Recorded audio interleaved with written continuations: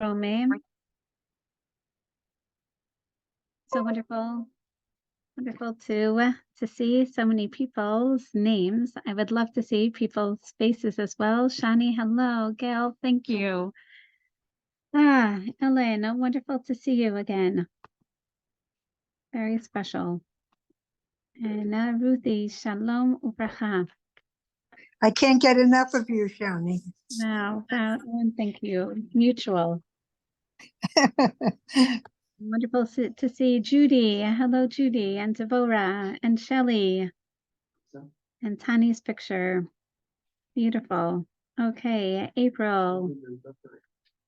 Shalom ubracha. So, in fact, today we're still on Zoom, and I want to begin and be able to maximize our time in learning, or basically beginning officially Sefer Shmuel. And the reason why I say it that way is because we've alluded to the beginning of Sefer Shmuel numerous times in our shiurim of Sefer Shoftim, keeping in mind a little bit of the methodology, namely that Shmuel Hanavi writes Sefer Shmuel, or at least the first 9 chapters of Sefer Shmuel, more or less simultaneous with his writing of Shoftim and of Sefer Ruth. And the reason why this is important is to keep in mind that this is all a religious commentary on the time period. And especially in the time period in which we find ourselves right now, a very difficult one for Am Yisrael, it behooves of us to take a look at not only the commentary of the past, but understanding so much of the social and religious commentary for now. Because if you remember, as we were learning, especially the end of Sefer Shoftim, the notorious stories of Pilagish Begivan, Pesel Michan, Melchemet Binyamin, literally the 3 cardinal sins of Giloi Arayot and Shvichut Damim and Avodah Zarah. Numerous times in our classes, many of you said, this time period doesn't seem to be so distant, albeit it really is a corrupt time period. But the dismembering of Am Yisrael, the lack of taking care of and looking out for the social welfare of others, the continuous abuse, the very selfish society that we saw, particularly through 3 stories that each began with a wandering Levi, which is also indicative of a lack of education by virtue of the fact that the Levium are the ones responsible for the education of the Jewish people.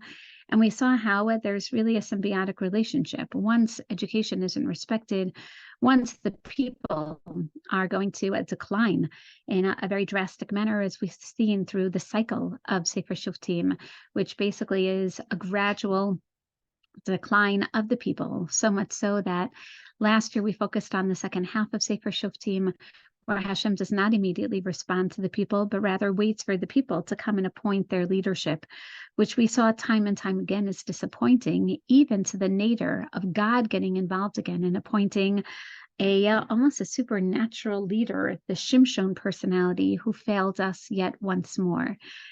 And therefore, the very depressing end of Sefer Shoftim, if you remember, not only contains the motif of an anarchist society of Bayamim Hahem Ein Melech B'Yisrael Ish Hayashar Beinav Ya'aseh, but if you remember the very last few psukim of Sefer Shoftim, wherein everyone returns Isha Lemishpachto, and we saw the irony in that by virtue of the fact that the men were stealing wives from the vineyards of Shiloh.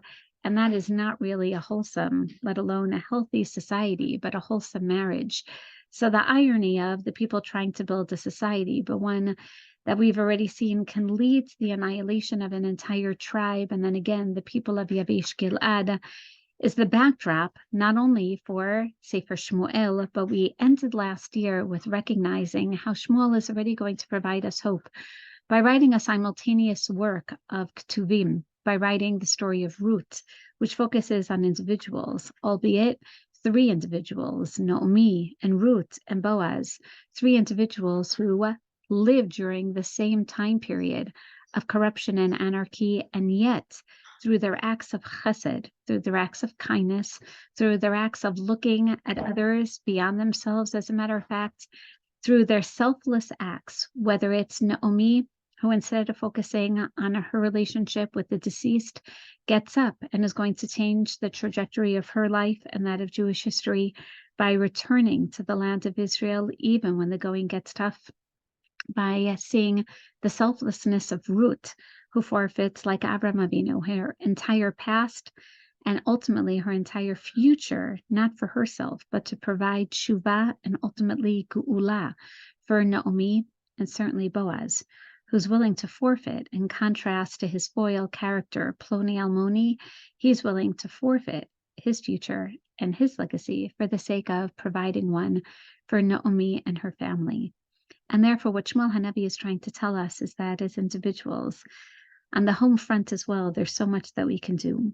He's teaching us that we can change the time period, that we can look at not only the disunity, but the very egotistical, self-centered nature of the people living during the time of the Shoftim, not only tribally based as opposed to nationally based, but those that aren't looking out for the other. He says when we leave a life of selfishness to selflessness, then that's what can create the roots for Malchut Beit David. But then he tells us that even before the establishment of Malchut Beit David, there are individuals who, together with the nation, are ultimately going to change not only their personal lives, but they're going to change the entire national zeitgeist. They're going to change the spirit of the times. And this is what he relays through the stories of his own parents. So together, we're going to take a refreshing look at Sefer Shmuel. And I say that because we, in fact, have already not only alluded, but learned the beginning of Sefer Shmuel quite a few times, recognizing, especially in the month of Elul, the terminology of Yamim, Yamima, being sensitive to Shmuel Hanavi's literary devices, appreciating that only after learning Sefer Shoftim, just as he tells us at the beginning of Ruth, by Hibi Meshvot Shoftim, you have to revisit the story of Shoftim in order to understand Ruth. So too, you have to come with the angst of Sefer Shoftim when you enter Sefer Shmuel. You have to already be familiar with Shmuel Hanavi's style, already with many of his terms, certainly with the narratives and the manner in which he presented the narratives, and reappreciating as we put Sefer Shmuel not only in its historical context, but in its contextual, canonical context, that we're speaking about the Nevi'im, what we generally call today Nevi'im Rishonim, not only because they were written during the time period up to the destruction of the first Beit HaMikdash, but since the printing press also considered part of the genre of a more historiographical mode of writing, of relaying religious messages, excuse me, through stories. I said a bracha beforehand, so please forgive me. So through stories and through religious nuances that we're going to see are not only the ones that meet us at face value, but the ones that we're supposed to extrapolate from his writings between the lines, whether it be plays on names and plays on words, whether it be the significance of locations, whether it be, in fact, certain motifs that he's going to be repeating. So without further ado, excuse me, we're going to start together Sefer Shmuel, realizing how he is going to be very upfront, very above board with regards to the portrayal of his own parents, speaking not only of the beginnings of his particular mode of leadership, but teaching us how, in fact, we can leave a situation of anarchy and through proper leadership, create a situation not only of monarchy, but of lasting leadership. So with this, we turn, and I'm going to share the screen now, to Sefer Shmuel. Here we are at the beginning. Again, to firstly appreciate the background narrative. Now, this should be fresh in our minds by virtue of the fact that we just have read this on the first day of Rosh Hashanah. I know it seems, I'm going to say, even a different time period altogether, but not too long ago when we all read this and remember the significance of the story, both in terms of the context of Sefer Shoftim, also with regard to the notion of a neder, appreciating the tefillah, recognizing, as Chazal tell us, that Hannah is one of the akarot, one of the barren women, together with Sarah and Rachel, who were remembered on Rosh Hashanah. And therefore, we read of her story on the first day of Rosh Hashanah. That's what set our minds and our thinking in that direction. In addition, as we know, thinking about the story as we daven on Rosh Hashanah, the entire tefillah of Musaf is based on the second tefillah of Hannah. But before we get to her tefillot, we're going to see the exposition presented to us by the Navi, and beginning with Vayhi Ish Echad Min Haramatayim Sofim, beginning with the presentation of a story that we don't yet know is his father. So I'm going to ask everyone if we can all try to forget everything that we've learned so far in Sefer Shmuel as we revisit Sefer Shmuel with the background of Shoftim, remembering many of the terminologies, remembering that we've seen this term before, Vayhi Ish Echad. The most, I'm going to say, most recent memory is in the story of Pesel Micha. We had an Ish Echad who was traveling through and established, as we remember, his place. He's the one who stole from his mother and was then blessed. And then we had an Ish Levi who was wandering around. We also had Ish Echad introducing the stories of Shimshon. So when we hear Ish Echad, Shmuel Hanavi is already telling us not only to place this in the same time period, but to remember almost the negative taste that we have in our mouths from those stories. Those were opportunities to fix some of what was awry during the time period, and albeit there was some relief, some beginnings of victory by Shimshon. Ultimately, his 20 years and then his second 20 years did not prove to be those of ultimate salvation for Am Yisrael. So he starts again by Vayhi Ish Echad. And we're also familiar with this terminology from Sefer Ruth, by Bimei Shvot HaShoftim. And once again, an Ish Ushmo Elimelech. This time we hear that it's not a man from Beit Lechem. And this in itself is going to be very significant. The stories of Shoftim, the stories of Shimshon, began by the area and by the tribe of Dan on the western side that we're all too familiar with now in our current events. The stories of Pesel Micha, and certainly the Ish from Ephraim, who ultimately abuses his Pilegesh, those began with a man, in fact, from Beit Lechem, Yehuda. In addition to the story of Elimelech, where there was also an Ish from Beit Lechem Yehuda. If you remember the beginning of Sefer Shoftim, which began with our hope that Yehuda Ya'aleh, it ends with Yehuda being the farthest from the possibility of Malchut. It ends with particularly people leaving Beit Lechem, not only to go to Ephraim, but to go even to the fields of Moab.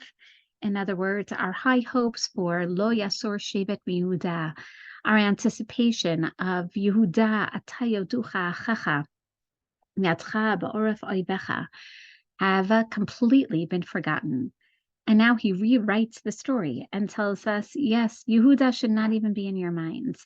Beit Lechem has been abandoned for all intents and purposes. And even though we know the very hopeful ends of Sefer Ruth, that Boaz and Ruth are going to begin to start the blossoming of the Davidic dynasty.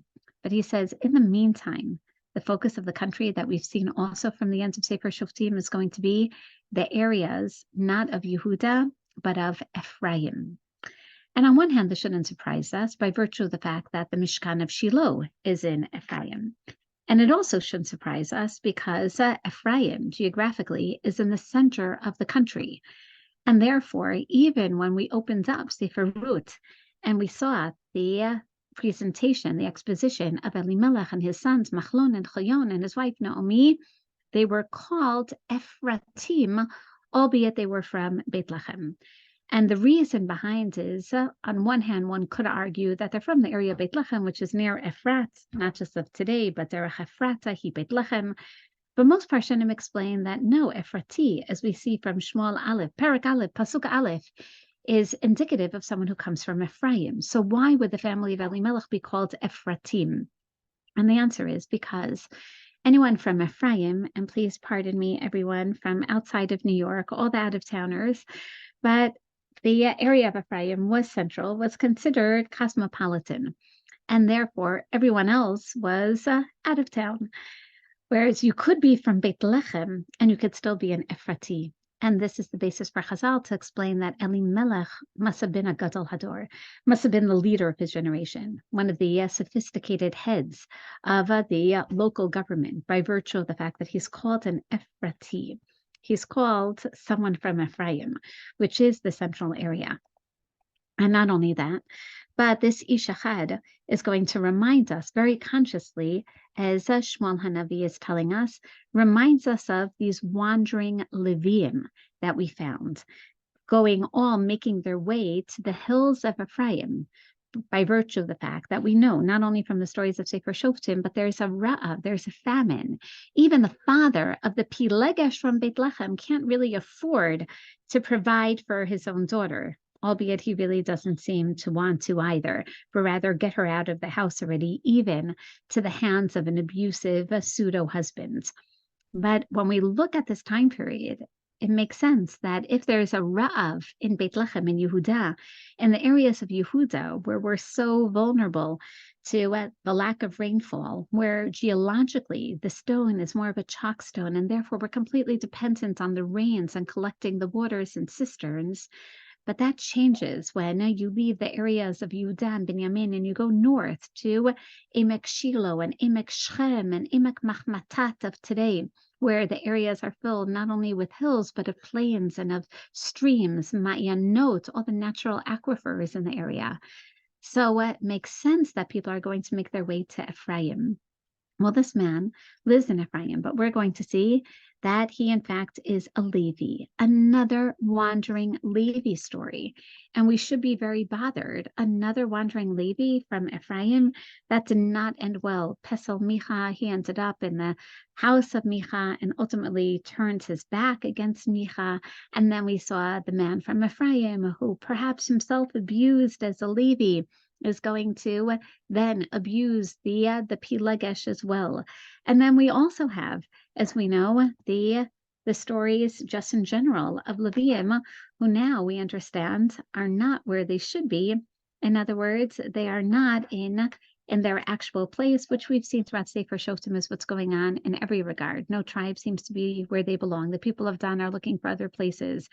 And now we have a wandering Levi, but we're going to see what's remarkable about this story.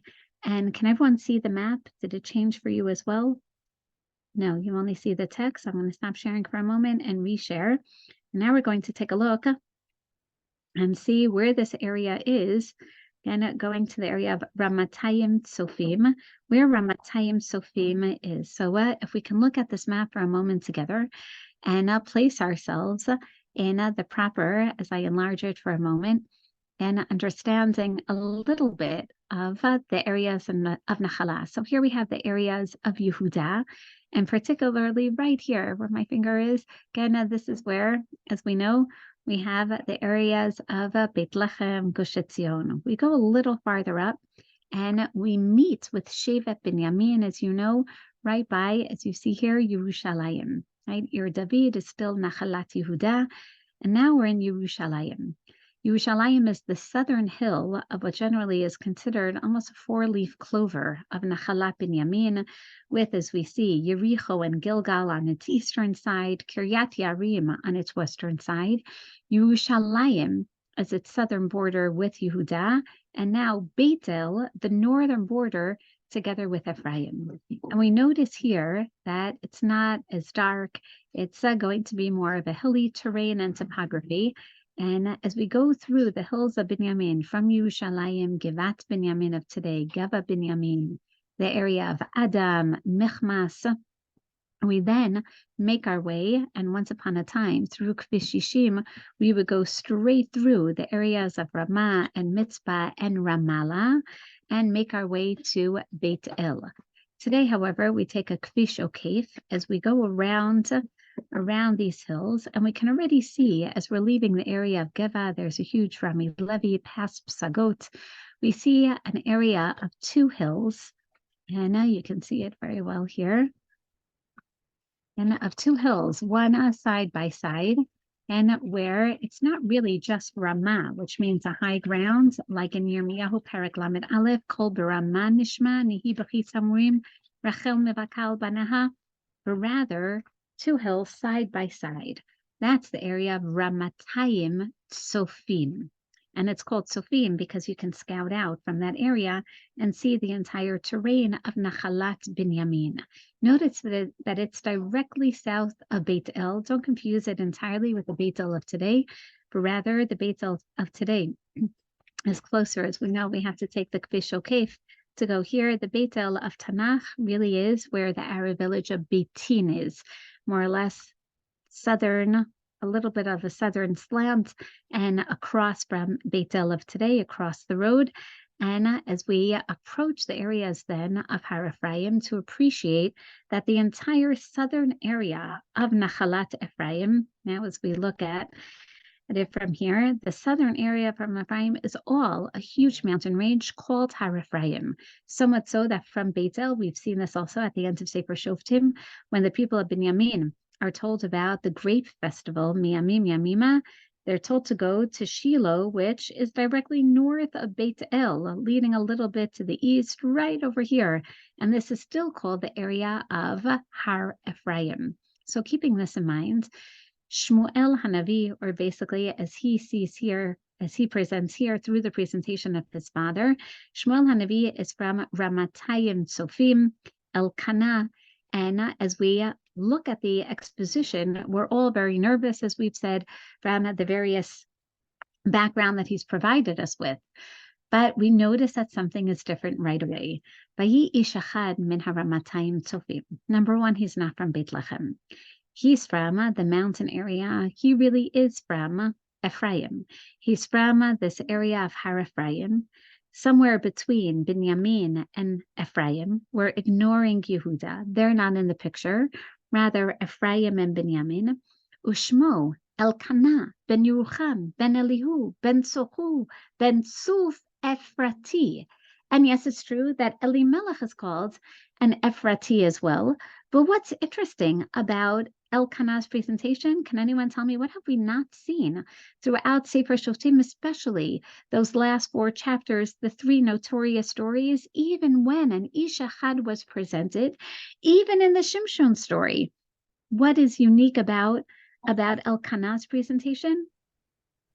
They trace his lineage back very Beautiful far. indeed. Excellent, right? We hear about his entire genealogy. We have not heard about this, basically, from the stories, even when we heard about Shoftim. So we had Tolad ben Puah, Otniel ben Knaz. We haven't heard of the tracing of genealogy since basically Sefer Yehoshua. Here, Shmuel Hanavi goes out of his way to tell us, my father is different than anyone else. Not only does he receive a name, which as we know in the book of Ruth is of extreme significance, who has a name, who provides a name, who doesn't deserve a name, but also in the book of Shoftim, and I don't just mean the various plays on names that we've been speaking about throughout the entire year or years, but also the lack of a name at the ends of Sefer Shoftim. They were all Ish. Other than Micha, no one has a name. So much so that we presented the possibility of the exegesis of Rav Meidan, who explains that the Ish Ephraim at the end of the story may be the same Ish Levi, the disgruntled Levi who made his way to Pesel Micha, and then after the entire civil war, then is going to join the people of Dan all the way up north. And the reason why we can technically combine the stories is because we have all these anonymous characters. Shmuel Hanavi wants to say that, yes, it's the same time period. And once again, we have a wandering Levi, but we have a very different type of wandering Levi. He has a name, and he has a past, and he has an identity, and he knows exactly where he belongs. And his the name of his place is mentioned as well, Ramatayim Tsofim Har Ephraim. And now we continue with the other characters.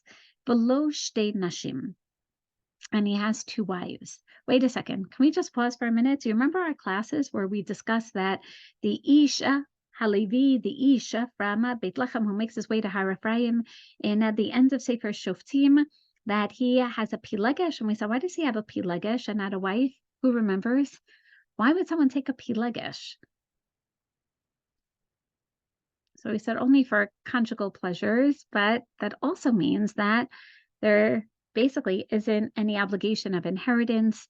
So it's an easy way out, but you would want someone to inherit you. You would want the perpetuation of your name, but that was if you could afford it, if you had that nachala.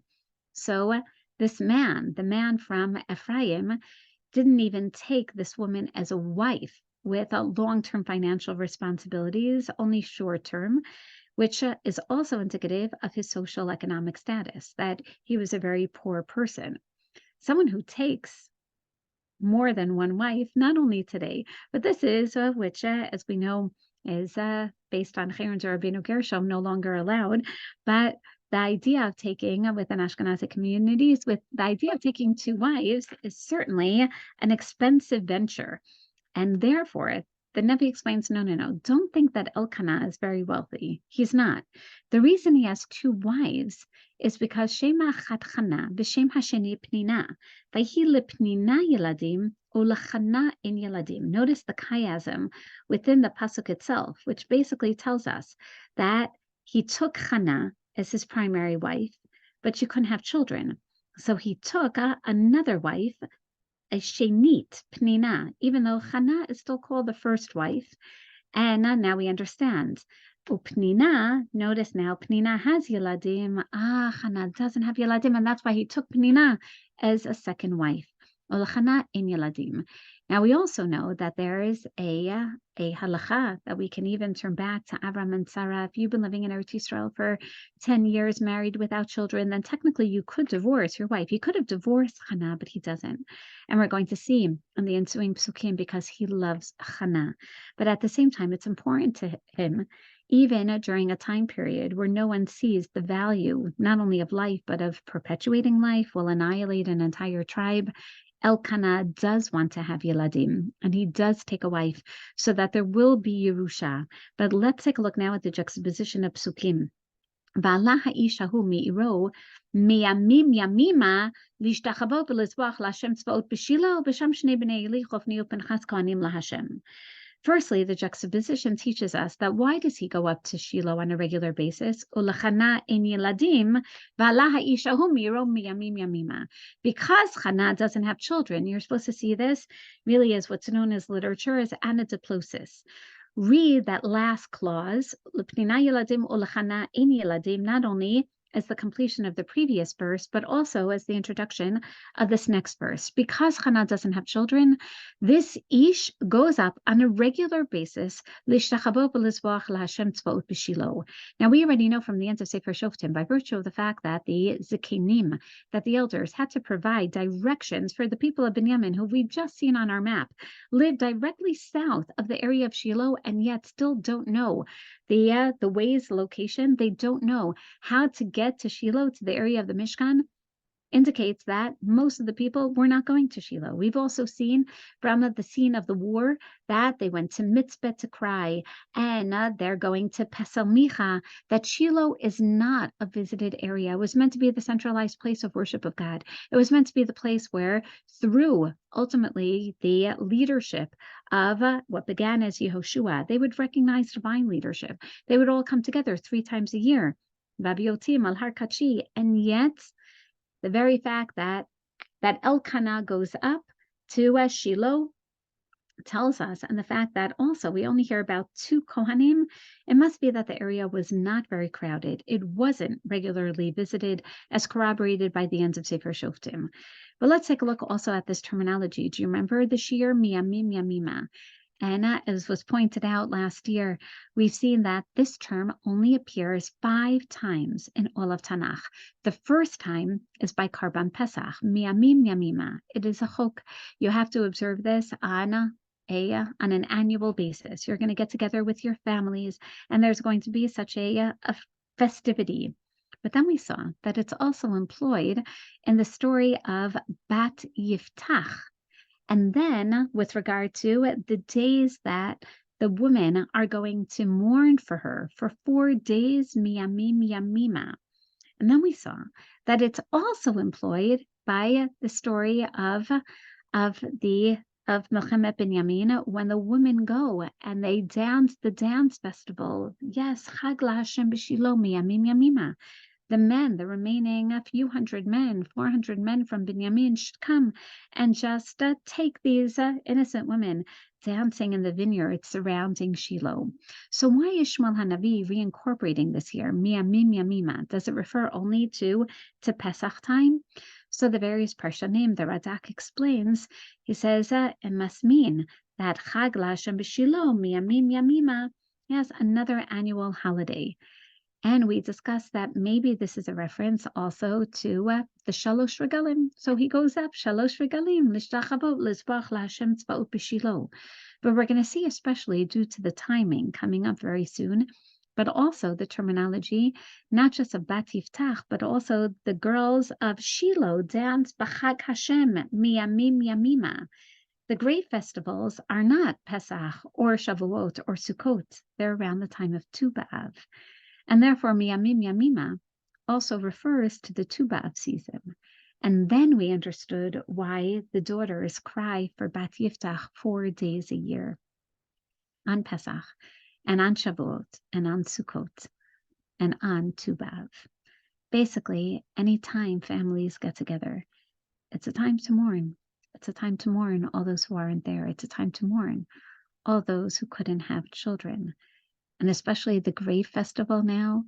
Now it seems, as we know from the story at the end of Sefer Shoftim, that it became a day of Shidduchim, a day that we found in Masechet Ta'anit.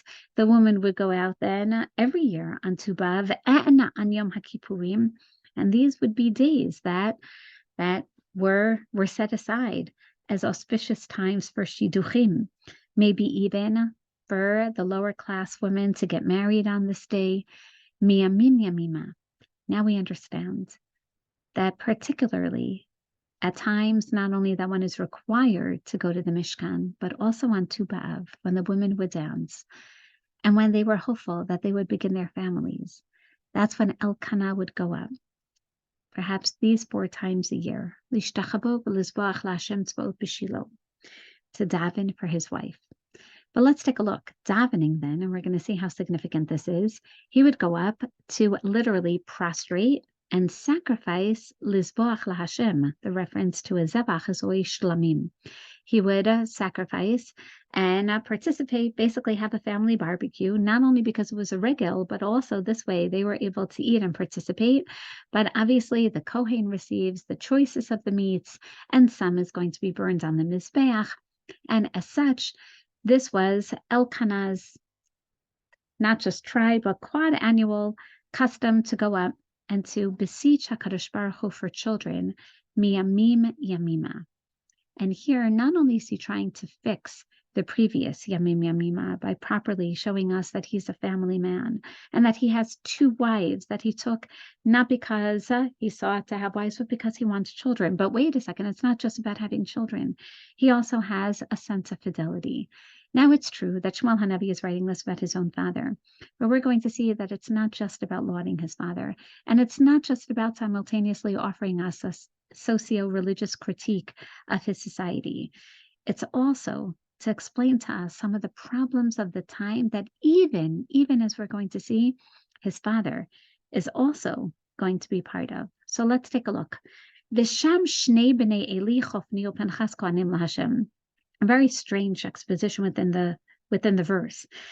On one hand, we hear about lo shtei nashim, and then we hear v'ala ha'ishahu mi'iro yamim yamima. The focus is on Elkanah, and already introduced in the background are his 2 wives, the secondary characters. And then the same pasuk we hear about Shnei b'nei Eli, the 2 sons of Eli, who are kohanim LaHashem in Shiloh, which tells us that, wait a second, this isn't many.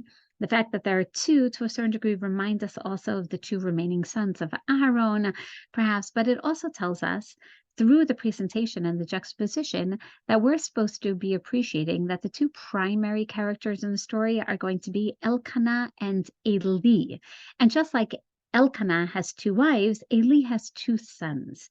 And this is a beautiful and very creative way of illustrating for us in the exposition who our primary characters are and who our secondary characters are. Now notice even from the names, we have Elkanah and Eli. And it's true that the Aleph and the Ayin phonetically, right, are really not the same.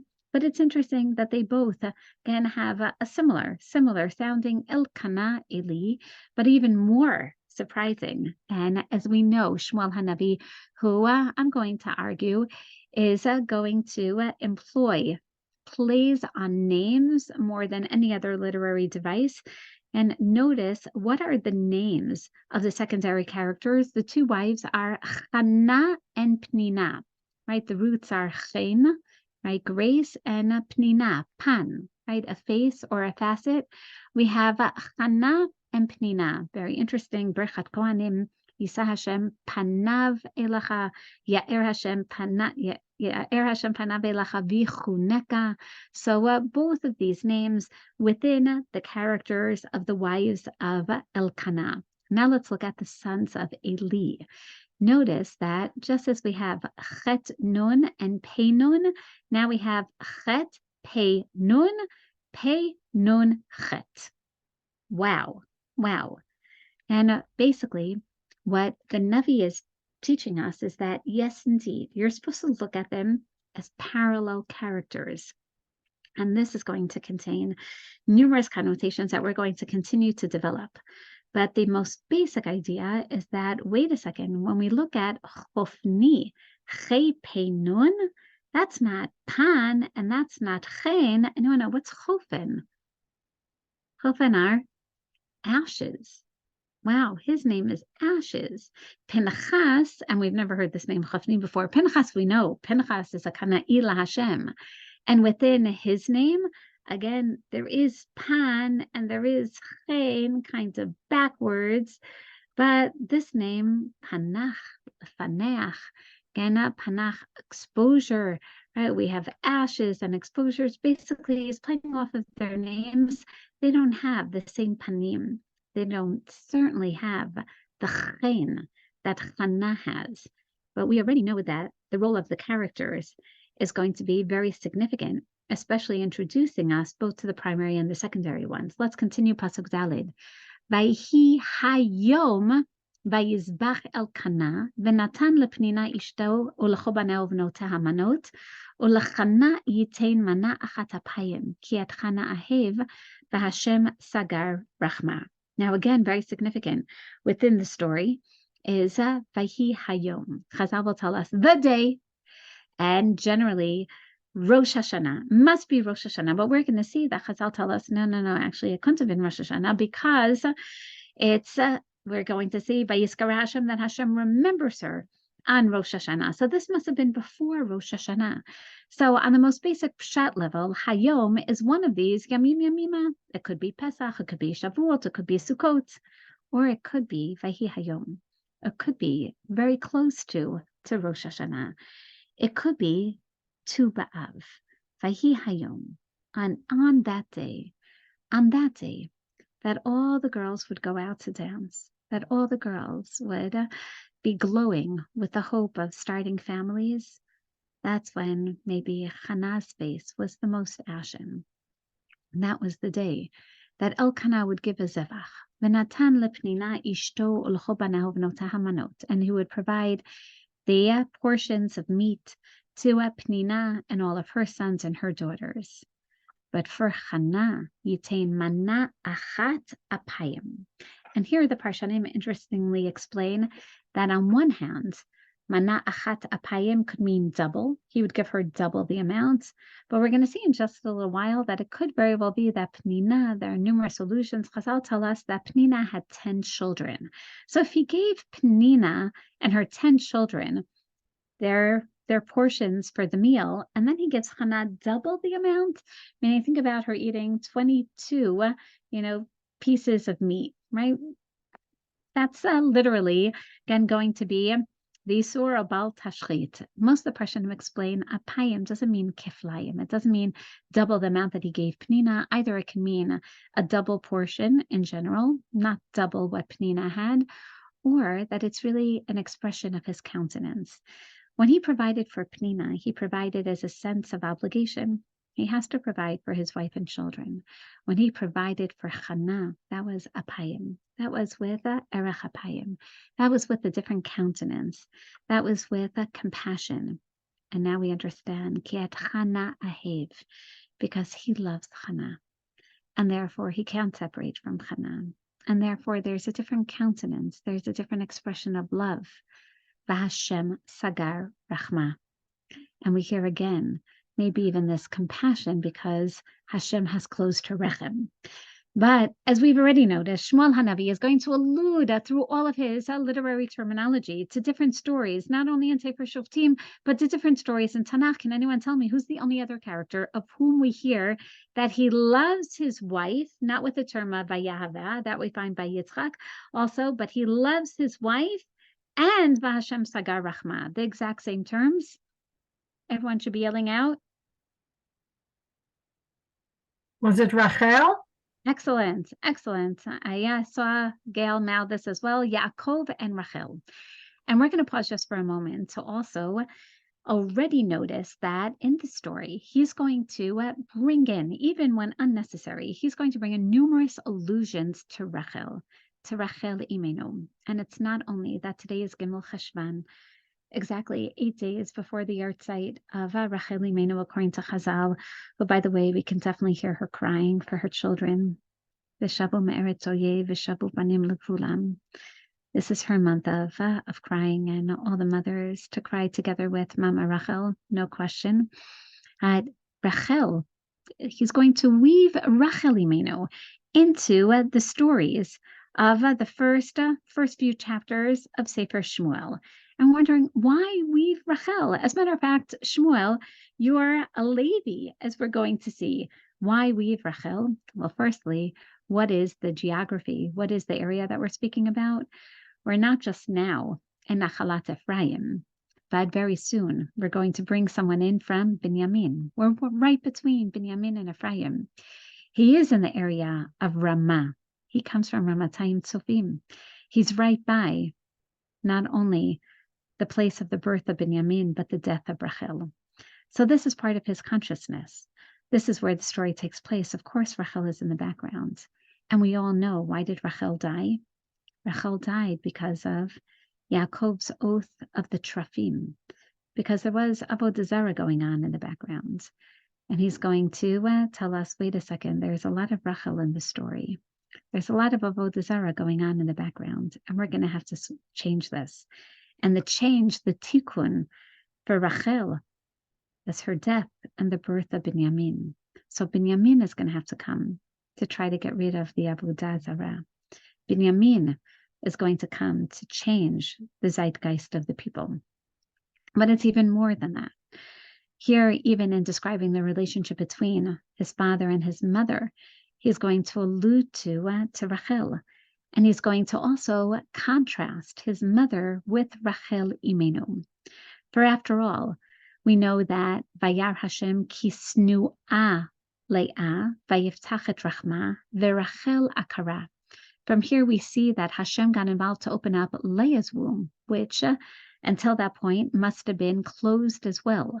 So what type of akarut, what type of barrenness do both Leah and Rachel suffer from initially? They have what we would call today unexplained infertility. They have a rechem, as opposed to postmenopausal Sarai, who doesn't expect to have any children, and it truly is miraculous when she does bear Yitzchak. But Rachel and Leah have a rechem that simply isn't open, that simply, for unexplained reasons, cannot carry a child. Very frustrating. But we learn that if Hashem gets involved, and when Hashem gets involved, Vayar Hashem kisnu'a le'ah vayiftach et rachma ve'Rachel akara, which means that ultimately it can be opened. And we know that eventually it is. Vayiskor Elokim et Rachel, that Hashem does open up her womb. So to hear Chana's womb, don't worry, it's like Rachel's. V'Hashem sagar rachma. It just needs to be opened. So we know, revisiting the story of Rachel, which is exactly what Shmuel Hanavi wants us to do. Anyone remember, what did Rachel do when she saw that Hashem opened up Leah's womb 4 times, by the way, and hers is still closed? Her first mode of response is, her first response is to lash out at Yaakov Avinu. It must be your fault. So you bring me children somehow. And Yaakov is disappointed and frustrated with Rachel.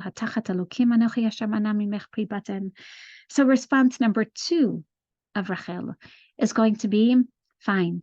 So take my surrogate. Ibanem mimena, not even ulai ibanem mimena, with a little bit of the humility of Sarai, but rather ibanem mimena. And sure enough, when she has 2 children through Bilhah, she names them Danani Elokim, that God has judged me and provided me with a child. Naftulei Elokim, Niftalti Emachoti Gam Yacholti. I've contested with my sister and I have prevailed. Very strong terminology. And then that's not it. Her third attempt was to forfeit nights with Yaakov Avinu for the sake of the dudaim, of the fertility mandrakes, trying to seek fertility treatments. And what Shmuel Hanavi is telling us is, look at what's going on here. My father took Pnina to have children. He basically is saying, my mother didn't complain. My mother didn't offer Pnina either, and she didn't seem to disagree, and she understood. But let's take a look. V'Hashem sagar rachma. He wants us to recognize what his mother is going to do. But the first exposure that we have really to Hannah's own response to her situation of barrenness only comes in the next pasuk. V'chi asatat sarata gam ka'as bavur harima ki sagar Hashem ba'ad rachma. And her tzara, literally her rival, chi asata, would make her angry, would literally, right, tease her and taunt her, gam ka'as, and continue to do so, ba'avur harima ki sagar Hashem ba'ad rachma. She would literally bring out this frustration because Hashem had closed her rechem. And therefore, the commentators explain that Pnina would taunt Hannah over the fact that she's barren, and maybe not in an explicit manner, but implicitly say things like, "Oh, Hannah, I'm going out to go shopping for some Rosh Hashanah clothing for the toddlers. Do you want to come?" Right? Or, Hannah, look at what my kids brought home from Ghana. Isn't this an adorable tapuach udbash? And look at all these kishutim of the sukkah. Wow, isn't this nice? Now, Chazal try to teach us a little bit of the zchut of Pnina by explaining that she did go out of her way to taunt Hannah in a very similar way as Leah's harsh rebuke of Rachel when Rachel saw Duda'e b'ni. She says, it's not just that you're taking my mandrakes, but that of my children. It's not enough that you've already taken my husband, Hama'at gam lachtech et ishi, that now you want Duda'e b'ni. And Chazal learned there as well that she basically is trying to encourage Rachel. Why do you keep on looking in all these other directions? Why are you looking at Duda'e b'ni? Why are you looking at trying to take away my status as mother? You're already the primary wife. Why don't you just turn to HaKadosh Baruch Hu? So to here, Chazal tried to see the positive goals of Pnina. It must be that she taunted her like this ceaselessly, perhaps in order to encourage her to daven, so that Hannah would just start crying more to HaKadosh Baruch Hu. That's one idea. The other is to understand that it doesn't say that she literally teased her, or like in the case of Hagar to Sarah, that she saw herself as the Gvira, that she saw herself as greater. It doesn't say Vataneha, that she tormented her, but rather she frustrated her. And I can imagine, and speaking to various women undergoing infertility, there is a sensitivity. And I remember speaking to one woman who told me that people just don't know, right, the right things to say. And then after a while, she said, truth is that there's no right thing to say and everything, but there are certain words that are just more caustic than others. You know, like telling someone, wait, did you try this fertility clinic and this fertility clinic and this fertility clinic? After a while, it can become very frustrating. And how about v'chiyasata tarata? Notice the context in which Shmuel Hanavi is telling us about this frustration of Hannah. It's particularly when they go up, Lizbach laHashem tzvaot b'Shilo. Imagine Pnina with all her banim and banot. Imagine, especially miyamin yamima, every every one of the regalim, and on Tu B'Av, she has to pack up and take their food with them and take changes of clothing and diapers, and they're schlepping all the way to Shiloh. And I can imagine, I don't even have to imagine, because our children still say this, why can't we have, more Shabbatot at home? Why do we have to go to yeshiva every Chag, right? Why can't we just stay home? And what would Penina have to answer her children every time they said, Ima, we're schlepping again to Shiloh and no one goes and we have no friends. Can't we just stay here for a B'nai Akiva Shabbos? Really, why do we have to go and eat, Shiloh food, and we have to go to the mikvah beforehand? And it's so frustrating. And what do you think Penina would say each time? She would say, yes, I know, but we're doing this for Tanta Chana, so that hopefully maybe this year she'll have a child. Imagine if you're Chana and you're hearing this and you see the kvetching of Penina's children. And on one hand, you're torn. You'd rather stay home with your family, with your children. But you know that you want to go so that your husband can offer karbanot to Hashem so that you can have a child. And then you hear Penina saying, yes, we're doing this for Chana. We're all making these sacrifices for Chana, and we're all kvetching for Chana, and we're doing it for Chana. Let's take a look at how the Malbim understands this. He tells us it's not just v'chiyasata. It wasn't just what Penina was saying and her taunting. V'chein haya kas kaful mitzad Chanan, that the Navi corroborates, and Shmuel HaNavi has no qualms of telling us, yes, my mother was very frustrated. Shetzarata orara et kasa. It wasn't as if Penina went out of her way to do anything. That's not the pshat, says Malbim, who is very philologically and phonetically sensitive. He says, Sarata orarat kasa. She was already frustrated because she can't have children. Shetzarata orara. She just is saying things that, touch on those sensitive points. Gam ka'as mitzad atzma hayala gam ken ka'as ba'avur harima. In other words, it started with ka'as here. It doesn't mean anger, with her own frustration. Ratza lomar mitzad shaita mera'emet tamid umitlonenet.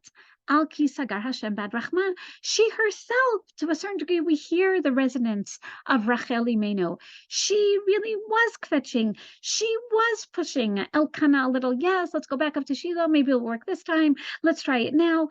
And she's upset, ki sagar Hashem bad Rachman. We're going to see how Chazal go out of the way to tell us, oh yes, Hannah is frustrated. Hannah is angry. Yes, sagar Hashem ba'ad Rachma bavur harima. There's Ra'am. There's this literally almost this thunderous raging of emotions going on inside of her. And therefore, he says, that's why midei boam lebeit Hashem, it would reach even this climax every time they would come to Beit Hashem, because their whole point in coming l'shtachavot l'palel in Shiloh is al sheyivkod Hashem et Chana v'lachein be'et boam lebeit Hashem.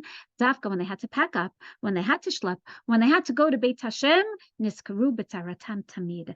Then Chana's infertility was in the spotlight, and that was too much for her to handle. Shachar hatfila niskara ki adayin lo nifkada. And every year he would offer sacrifices, and nothing would happen. And that's when Penina took advantage of also letting out her frustration. That's when she would say, so Chana, if this isn't helping, like, why do we keep doing this? Why do I have to schlep with my kids?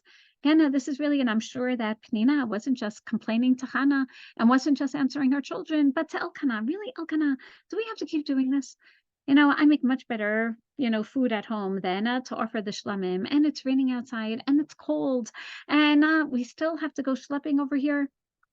So sure enough, we understand how Shmuel is telling us that yes, his mother was frustrated because Hashem sagar Rachma.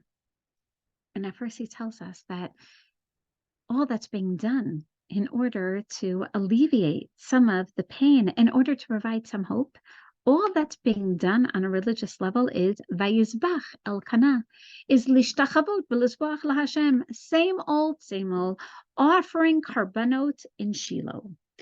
And as we know through various stories, especially the storyographically oriented stories of Tanakh, that whenever, just as we've seen in Sefer Shoftim, the focus on individuals, the whole point is for us to be able to appreciate that these are really microcosms microcosms, a microcosmic view of the entire zeitgeist of what's going on within the people. There is a certain frustration. People are going through the actions, and yet they don't seem to see any salvation on the part of God. And we're going to see the message of Shmuel from a renewed perspective right now. We're up to Pasuk Zayin. V'chein ya'aseh shana b'shana midei alota b'beit Hashem. Kein tachisena v'tivkeh v'lo tochal. And this is what would happen, shana b'shana, referring to Hayom, particularly as we can imagine now, the time period of Tu B'Av, when all these girls with all the dreams, Chana's remembering how she was a young teenager, anticipating she's going to get married and have children. And every time she sees these young girls, and it's now years and years later, she remembers those hopes and those dreams, and that's what frustrates her all the more. And it happened shana b'shana midei olota b'beit Hashem. And shana b'shana, Shmuel HaNavi goes out of his way here to portray not just the passage of time, but the routine, the redundancy. This is what was going on every year. Now, on one hand, especially during these challenging times, we're all seeking, can we just go back to normalcy? Can we go back to, again, when are the Ganim going to go back full time? When are the schools going to go back full time? When are the high schools going to go back with the dorms? And when is this going to happen? When is this war going to be over? Right? It's a sense of we just want routine already. We just want that shana. And it's particularly when there's a lot of balagan going on in our lives, sometimes exciting newness, that we enjoy the routine as some type of structure that provides literally an infrastructure through which, again, we can appreciate the passage of time, especially with children. Every year they're different.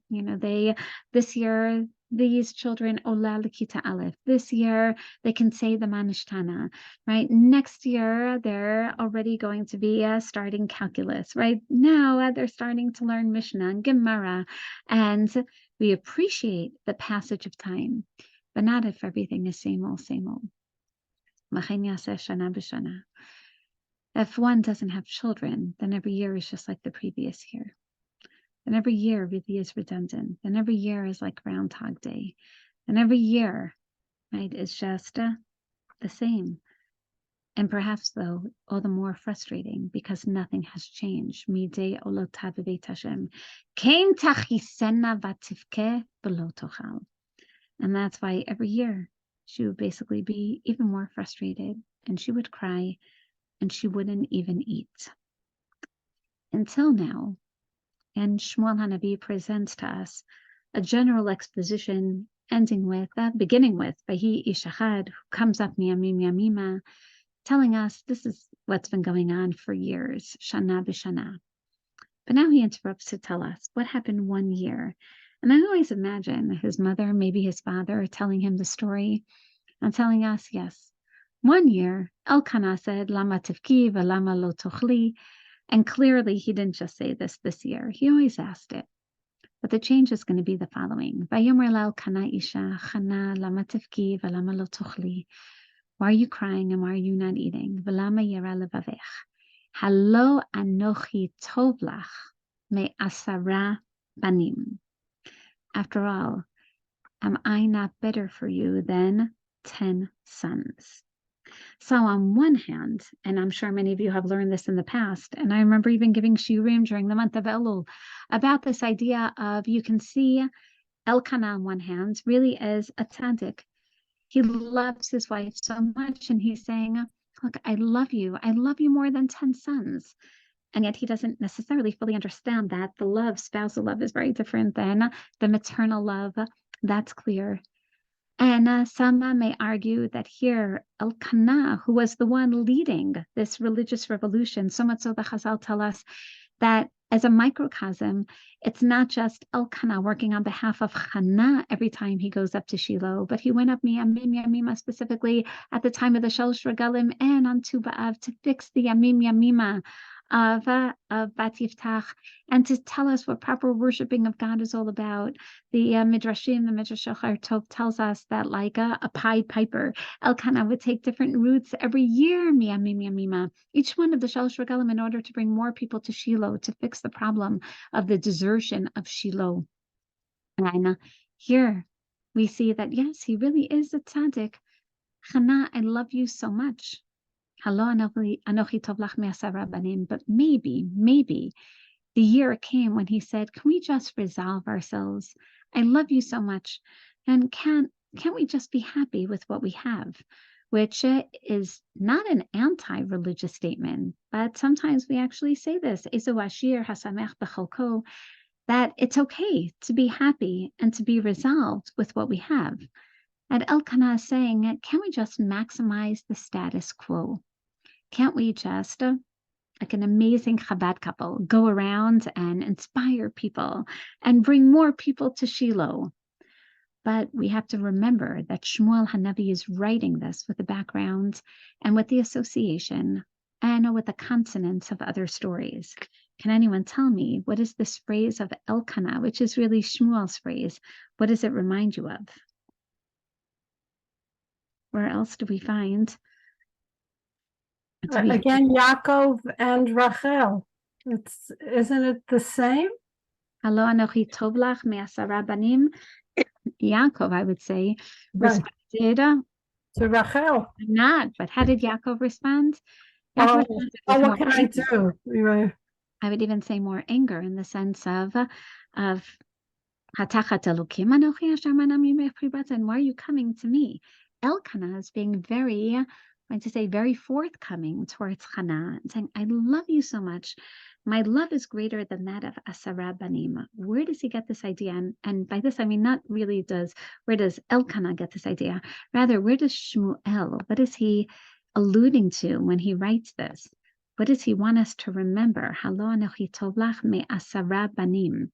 So Chazal say from here, we see that Hannah must have had 10 children. Why'd he come up with the number 10? Albeit 10 is also a complete unit, right? One can even say, I'm better than a whole clan, right? Usually a clan of tribes is 12, but a clan already is 10. But we have to remember the other writings of Shmuel Hanavi. So with this, I'm going to share with you exactly what Shmuel is alluding to. Let's take a look at Sefer Ruth, Perek Daled. And Sefer Ruth, Perek Daled, if you remember the very end of the story, again, Boaz marries Ruth and explains that he's doing this lahakim shem hamit al nachalato. We don't necessarily see romance or spousal love in the story, but there is a different love and devotion and loyalty in the story.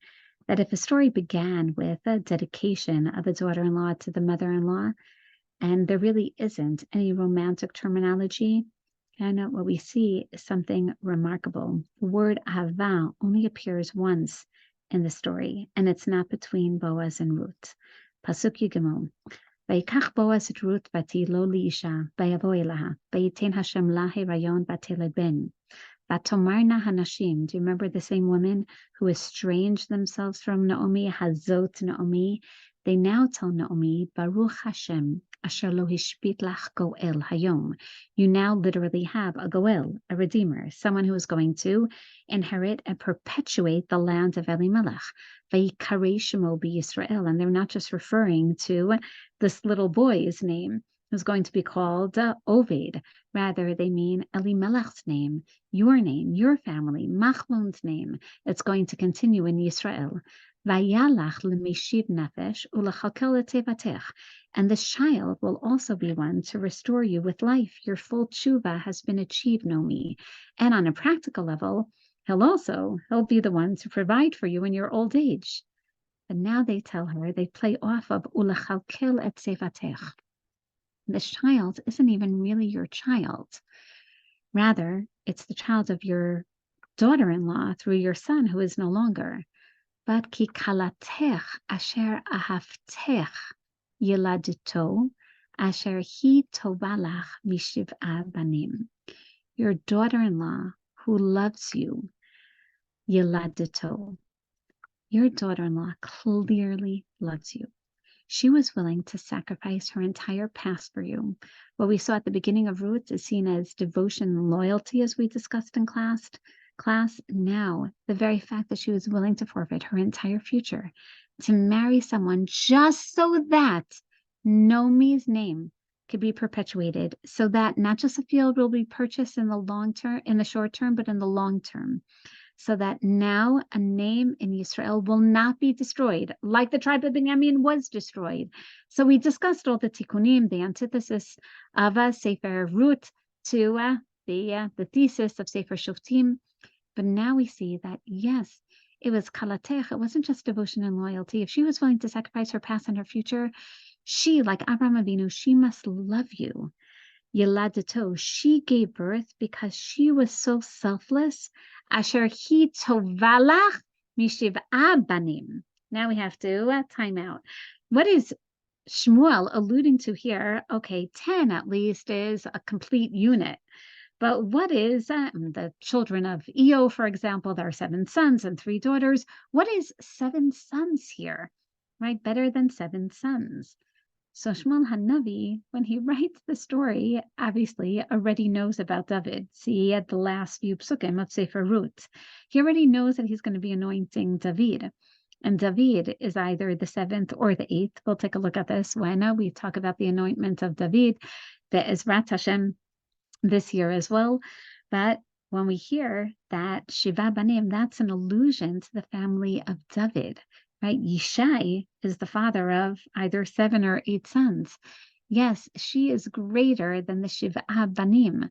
She, even just this love would have been enough, even had basically she not born the next children and the next, and then the 7 sons that come from Yishai. Ki kalatech asher havtech yeladeto, asher hi tovalach mishiva banim. And once they say that, then Naomi realizes how confident she is in this love that Ruth has for her, that vatikach Naomi et hayelad vatishitehu bechika. Then now she can help raise this child.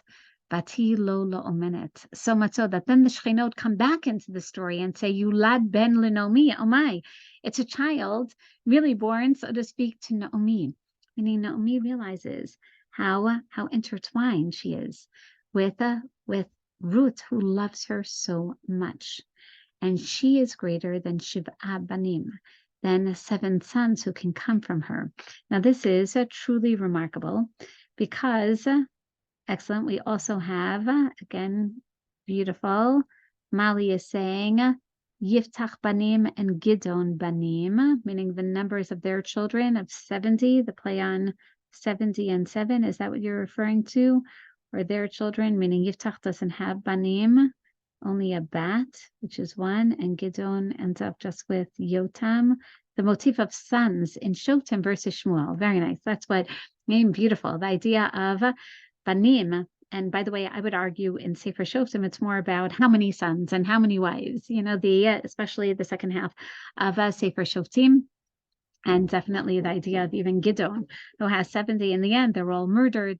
We're going to see there aren't as many children that are mentioned in Sefer Shmuel. We're back to, one wife, where it's not about the glory and the glamour of the Shoftim, who, if you remember from all the stories, 60 children on 60 mules and grandchildren as well, but rather the focus is on more the microcosm of the family. But back to this terminology, Shmuel Hanavi knows that you know this pasuk of kalatech asher havtech yeladeto asher hi tovalach mishiva banim. And definitely by the time that we have the story here of Elkanah and Hannah, everyone knows the story of Ruth. And therefore, what Elkanah is saying, or the words that Shmuel puts in Elkanah's mouth, are basically, and I love you, let's go back now, and that Hannah, can't we be okay with the love, just like to a certain degree Naomi was okay with that love?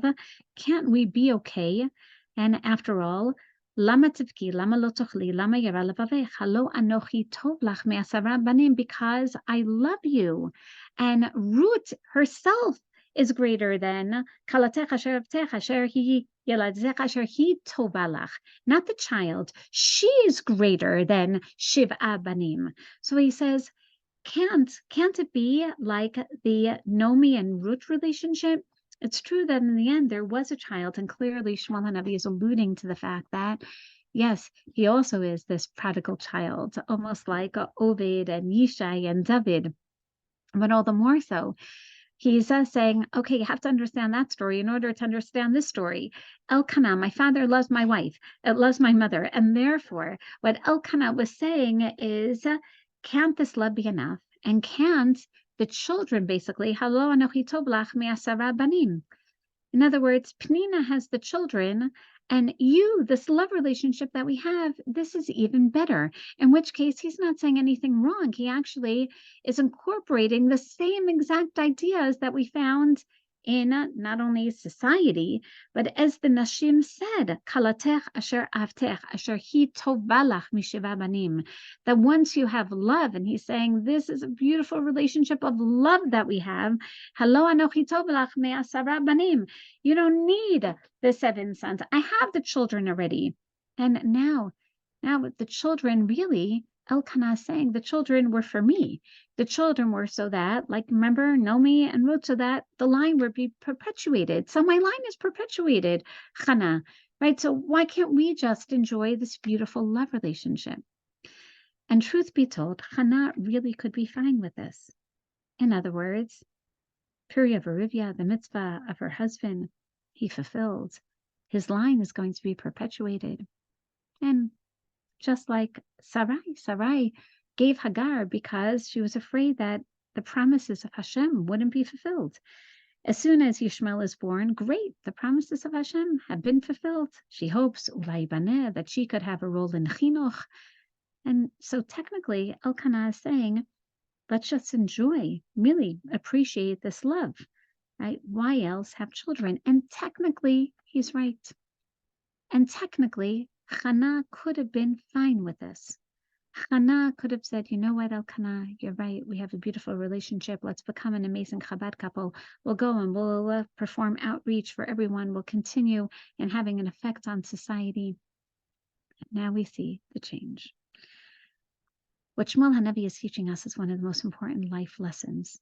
And if this is all that you leave this week's shiur with, then Dayenu.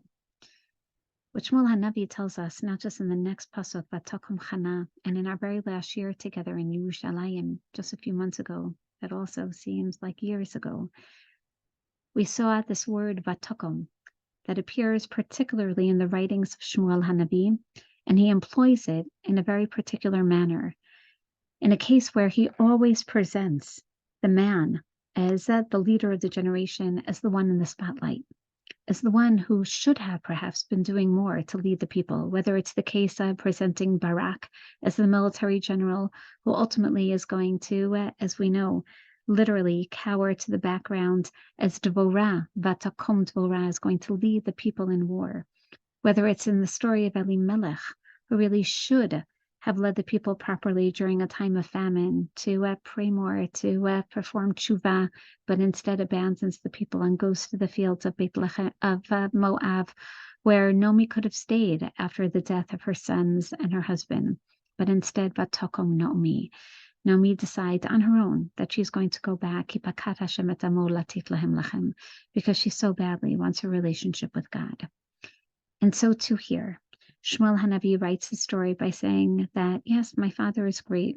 And really, he did everything right. But at a certain point, he was content with the status quo, which sometimes is okay. But he's writing, no, it's not.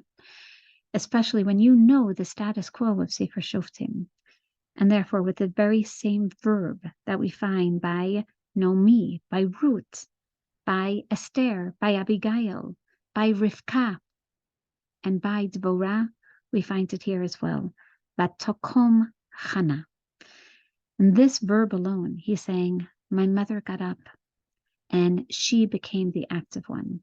And she's the one who wasn't okay with the status quo. She wasn't okay with mediocrity. She could have been. But in the end, she changed Jewish history. We're living during a time, particularly now, that we've been literally rocked out of our boats of status quo. And we thought that we were on a very clear trajectory towards Geula. But had we really been sensitive to what's been going on the past 9 months, the past year, we would have seen not just the breakdown of social unity, we would have seen the latent sinat chinam, the latent enmity, that really has been brewing for the past 75 years amongst the various factions of Am Yisrael. Rav Kook wrote about the Miflagot and the hatred between the Chilonim and the Datiyim. We know with the Altalena, the different political views that go on, that today isn't even one or two, but closer to 15 different views, the camps that people put themselves in. And we could argue pro-reform, anti-judicial reform. And Hashem basically says, don't be okay with the status quo. And yes, everything has been shaken up a little, or a lot, over the past 11 days. And HaKadosh Baruch Hu is now saying, so what are you going to do? And as we know, it's not just about the men going out to war, and it's not just about the short term. Chana gets up because she says, Elkanah is right. What do you mean? For the short term, I have the children, everything is fine. Chana says, but I want more.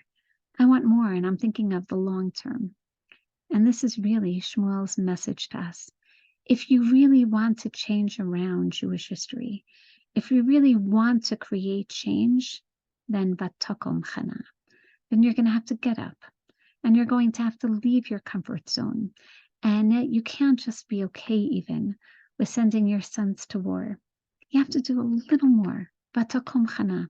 You really have to fix everything that you see going on awry in our own personal lives, in our communal lives, in our national lives. So whether it means being a little more sensitive one to the other, whether it means going out of our comfort zones to literally unify ourselves with people that we wouldn't have considered our brothers and sisters beforehand, whether it means davening a little more, whether it means saying another parak of Tehillim, whether it means doing something that we wouldn't have thought about doing in a selfless manner, that's vatakom chana. And we're going to see remarkably as we continue next week how this entire first chapter is creating a new phenomenon of a relationship with the divine, of service of HaKadosh Baruch Hu. If he began the story with L'shtachavot v'lizbach laHashem tzvaot b'Shilo and it's not working, then Chana is going to teach us a different mode.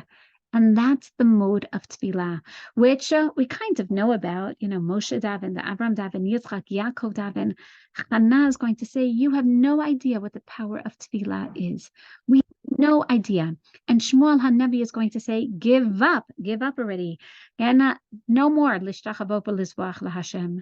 And he knows he lives during a time period of the Chorban of Shiloh. And therefore he says, again, make sure that you pick up every ounce of weaponry that you have. And remember my mother. It's all about tefillah.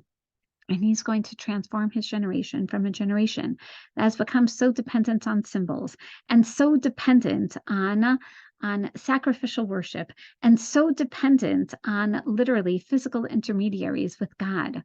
And he's going to say, and he's going to teach us, and Chana becomes the mother of the Amidah, the mother of standing before God and communicating with God. And with this, we'll end with today, recognizing that he's not just teaching us that Chana changed the entire trajectory of history. He's going to tell us, you want to know where my passion for tefillah, where my understanding of tefillah saving us comes from.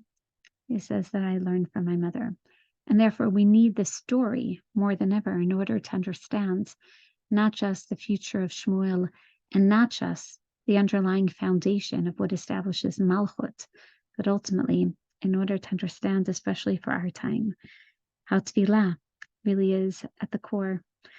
Yes, of course, we have to go out and fight, and everyone here. And therefore, I want to end with the way that we really should have started, but to end with a parak of Tehillim all together. Shir lamalo tasainai alarim mi'ayin yabo Ezri. Ezri mi'im Adonai oseh shamayim va'aretz. Al yitain lamot raglacha al yanum shomracha. Hinei lo yanum v'lo yishan shomer Yisrael. Adonai shomracha, Adonai tzolcha al yad yaminacha. Yomam hashemesh lo yakacha v'yareach balayla. Adonai yishmorcha mikol ra, yishmor et nafshecha. Adonai yishmor tzeitcha uvoacha, me'ata v'ad olam. Let us all learn from Chana that there really is tremendous power to going out of that comfort zone. Batakum. Let's all get up, literally and figuratively now, in Pir Shamayim, with our tefillot, with our nidarim, with our tears.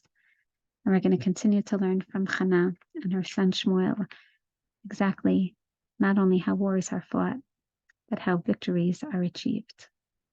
Shavua Tov, Chodesh Tov, Umromein. Amen. Thank you so much, Shani. Thank you. Thank you. Thank you. Thank you, Shani. Thank you. Thank you. Thank you very much, Shani. Thank you.